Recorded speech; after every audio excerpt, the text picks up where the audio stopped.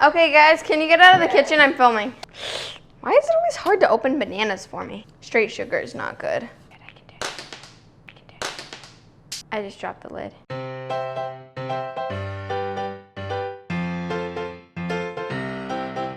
Hi, I'm Haley and today I'm making spiced banana nut bread. So the first thing I'm going to do is mash my bananas.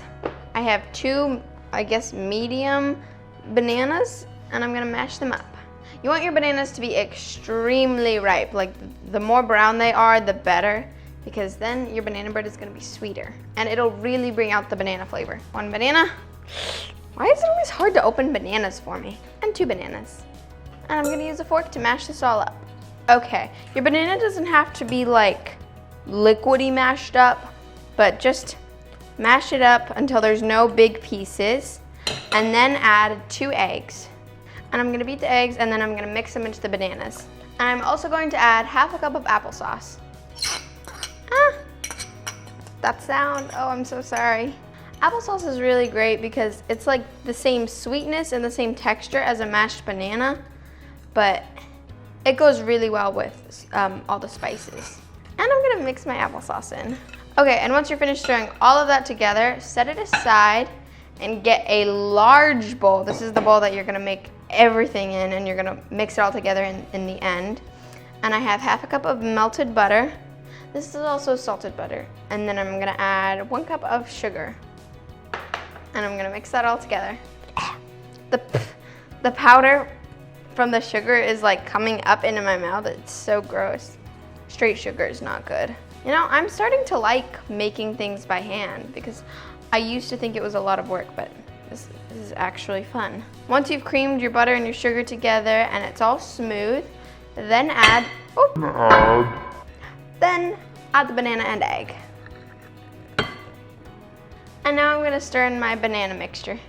And once you finish mixing all of the wet ingredients together, set that aside. And in a medium bowl over here, I have 2 cups of flour, and now I'm going to add all of my spices. It's a lot. So I'm gonna add 1 teaspoon of baking soda, half a teaspoon of baking powder, 1 teaspoon of cinnamon.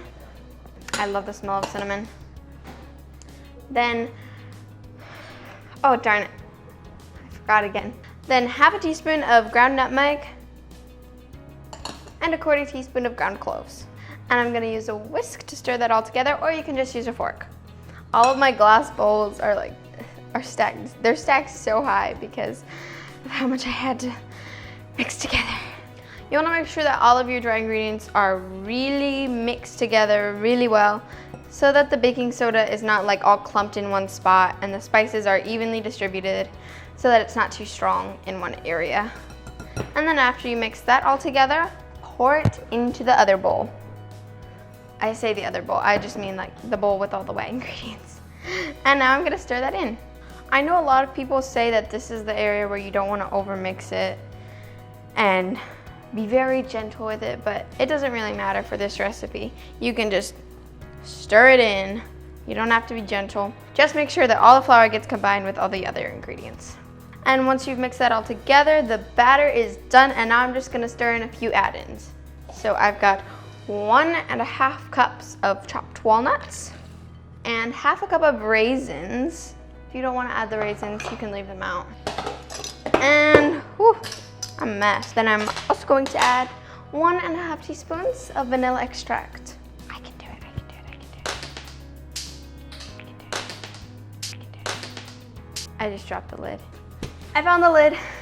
It's all good. So that's 1½ teaspoons of vanilla extract, and I'm gonna pour that in with my nuts and raisins. And now I'm gonna stir everything in. Chunky, chunky banana bread with lots of walnuts and raisins. Wow, this is gonna be thick. And now it's all done and it's time to bake it. And now I have a 9x13 pan and I'm going to butter it and flour it.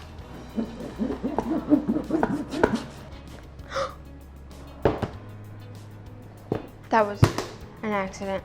And now I put some flour in the pan and I'm just gonna shake it around to even it out and get it in all the creases and along the sides and the edges and all over the bottom so that the banana bread doesn't stick. You're gonna need about 2 spoonfuls to do this. I accidentally got like way too much flour, but it's okay because then you're just gonna dump out all the excess after you spread it out evenly. Because otherwise, some of the edges will taste like flour if you don't dump it out.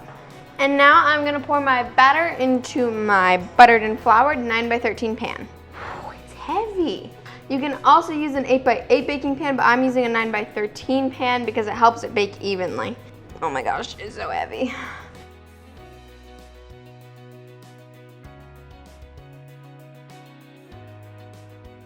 Okay.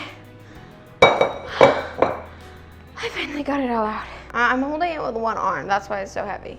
And now I'm just gonna spread it all out and even it out with my spatula. And now I'm gonna bake this. My oven is preheated to 350 degrees Fahrenheit, and I'm gonna bake this for 15 to 20 minutes, or until a toothpick inserted in the edge comes out clean and the middle stops looking so ooey gooey. Okay, I'm back. I baked my banana bread for 23 minutes, and now it's been cooling for a while. It's still warm, but it's cooled down enough. And I'm gonna try it. It's so moist and so soft. It tastes so good. This is like my favorite banana bread recipe. And it feels like a warm, welcoming dessert. Like, this would be great for like holidays or breakfast or any time really. It's just so perfect. I think next time I would do more cinnamon.